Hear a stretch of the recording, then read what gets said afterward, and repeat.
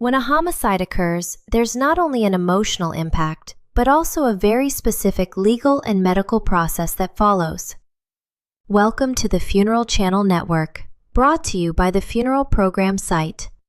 On this channel, we provide guidance, education, and clarity around funeral planning and end-of-life topics, so you can feel more informed during life's most difficult moments.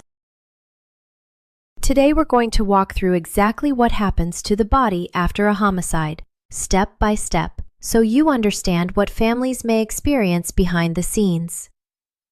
Immediately after a homicide is discovered, law enforcement secures the area. This is now considered a crime scene. Nothing is moved unless absolutely necessary. Investigators, detectives, and forensic teams begin documenting everything: photos, evidence, and the position of the body. The body itself becomes part of the investigation. Medical examiners may be called to the scene to make an initial assessment. Once investigators have collected all necessary evidence, the body is carefully transported.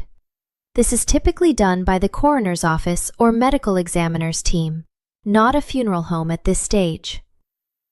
The body is placed in a sealed body bag and taken to a forensic facility or morgue for further examination. Before anything else, officials must confirm the identity of the deceased. This may involve visual identification by family members, fingerprints, dental records, or even DNA testing in more complex cases. Accurate identification is critical before moving forward. In homicide cases, an autopsy is almost always required.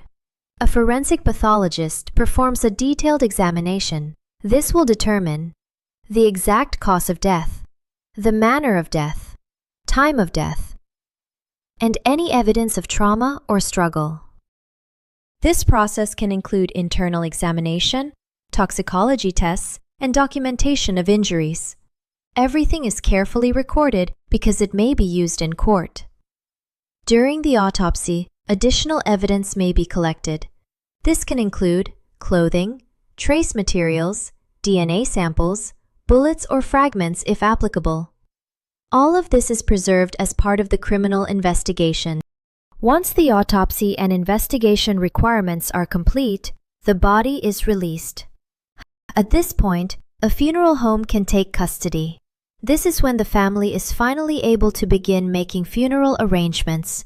However, delays can happen, especially if the investigation is ongoing. Depending on the condition of the body, special care may be needed. Funeral professionals may perform embalming, restoration techniques, and cosmetic work.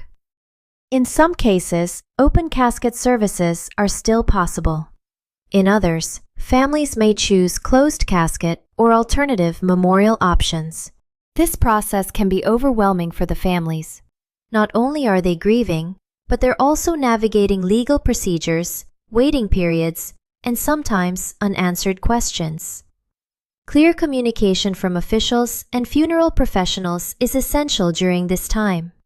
Understanding what happens after a homicide can help remove some of the uncertainty during an incredibly difficult time.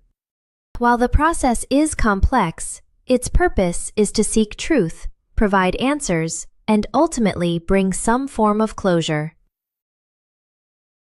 Thank you for taking the time to watch and learn with us today. We truly appreciate you being here. If this video brought you clarity or helped you better understand the process, please like, subscribe, and share it with someone who may benefit from this information. And again, thank you for being part of the Funeral Channel Network, brought to you by the Funeral Program site, where we're here to support you with guidance, education, and meaningful resources when you need them most. Take care and bye for now.